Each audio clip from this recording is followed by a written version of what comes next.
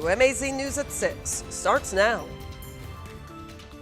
First at 6, new details tonight in the death of Crisp County Deputy Tyee Browne. The man accused of killing Browne during a traffic stop made his first court appearance today.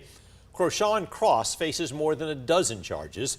Crisp County Sheriff Billy Hancock told us a judge denied Cross bond. He's currently in jail in a neighboring county. Meanwhile, funeral details for Deputy Browne have been released.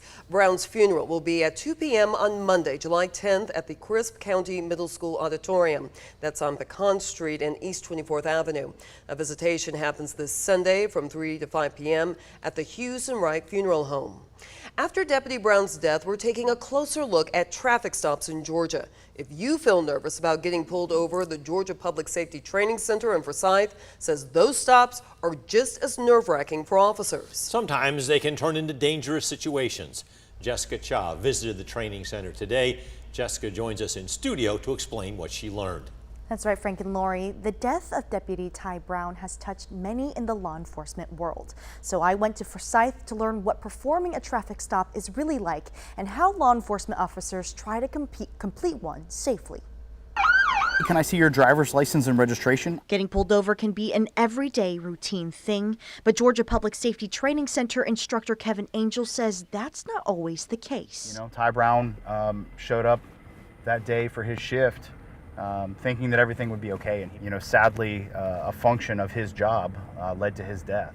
Basic training instructor James Head says traffic stops are unpredictable, and that's what they prepare officers for. So during the 12 weeks, they learn topics such as criminal procedure, criminal law, traffic enforcement, to the extent of felony or high-risk traffic stops such as a stolen vehicle, wanted person. Head says traffic stops are half of a patrol officer's job, and yet you never know who you're stopping, what they have, or what they'll do. There's always a large amount of apprehension. So here are the basics of what officers must consider. You know, it all starts with where you're pulling the vehicle over. Is it safe? Is it in traffic? Then you think about how to safely position the patrol vehicle. What gives the most cover for the officer, the driver, and traffic? From there, communicating with the 911 center, what vehicle you have, license plate, possible occupants. Then approaching the driver from their window or the passenger window, analyzing their behavior. It's a two-way conversation that happens on the side of the road for a traffic stop.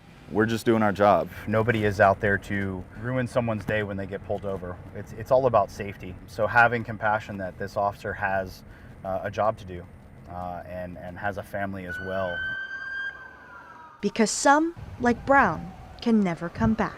And I think it's not only a loss for our profession, but a loss for our community. Head and Angel say cooperation is all they want. They say some things to make a traffic stop more smooth is having your hands visible to turn on a light if pulled over at night to increase visibility. And they say they're just trying to have a conversation.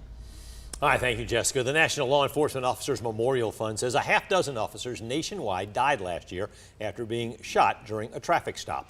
The other most dangerous situations for officers: ambushes by criminals, domestic disturbances, investigating suspicious people, and attempting arrests. Cordele Circuit District Attorney Brad Rigby says he is still reviewing the facts of the case and cannot say yet whether he'll ask for the death penalty. But under Georgia law, killing a law enforcement officer is one of the factors that would allow prosecutors to request execution for a convicted killer.